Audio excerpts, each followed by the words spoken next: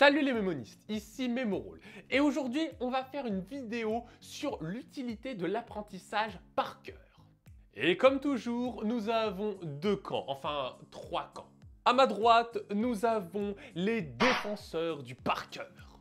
Non mais attendez, vous pouvez pas dire ça, l'apprentissage par cœur, ça permet de développer la mémoire. Quant à ma gauche, nous avons les anti-par cœur. Non mais attendez, enfin, apprendre par cœur, c'est pour les idiots. Seule la compréhension vous accordera l'absolution. Et au centre, nous avons les je m'en foutistes. Non mais sérieux, c'est quoi ce débat naze? Quant à moi, je vous dis que je suis dans la position juste après le générique.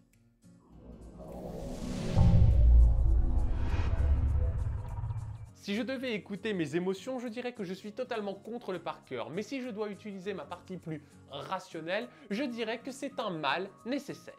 Ah oui, donc dans les deux cas, t'es pas vraiment partisan. Moyen.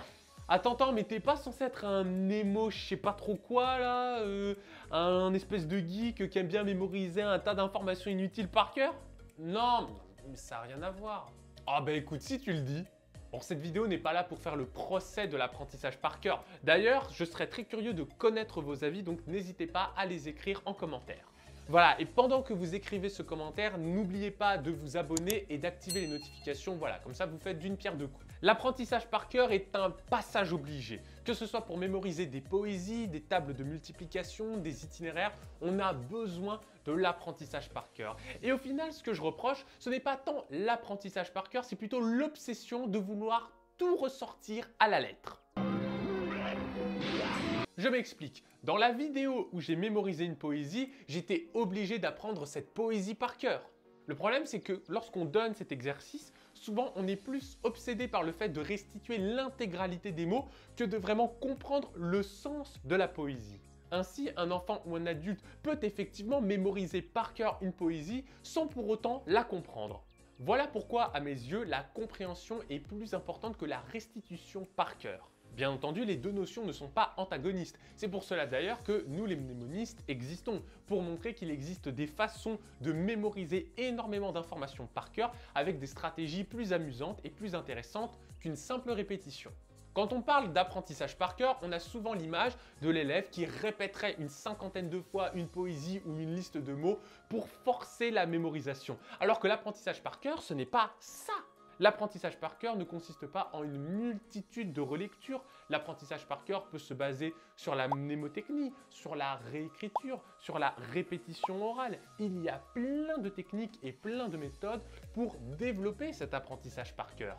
Effectivement, l'apprentissage par cœur permet de faire travailler sa mémoire parce qu'au bout d'un moment, pour progresser, il faut se faire un petit peu violence. Et l'apprentissage par cœur est le meilleur moyen de se faire un petit peu violence au niveau de sa mémoire, bien entendu. Dans cette chaîne, on est zen et pacifique.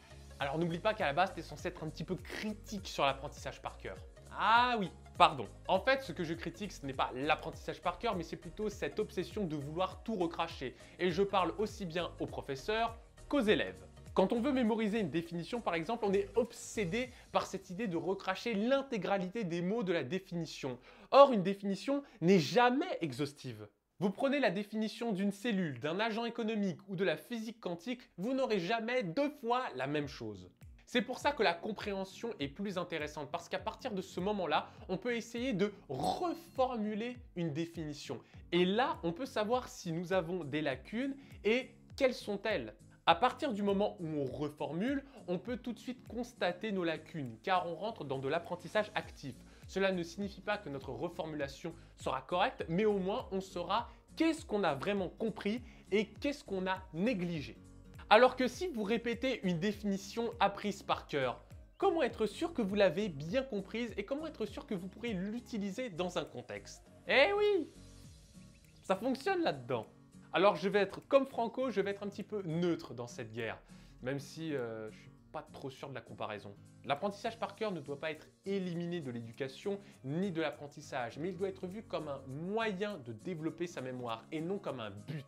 On peut développer l'apprentissage par cœur grâce à de nombreuses méthodes. Donc l'important, c'est d'utiliser diverses méthodes et de voir qu'est-ce qui nous permet de mieux retenir par cœur. J'espère que ce débat essentiel à la survie de l'humanité vous aura plu. Si c'est le cas, n'hésitez pas à partager cette vidéo, à me donner vos avis. Et sur ce, je vous dis adios mes mémos.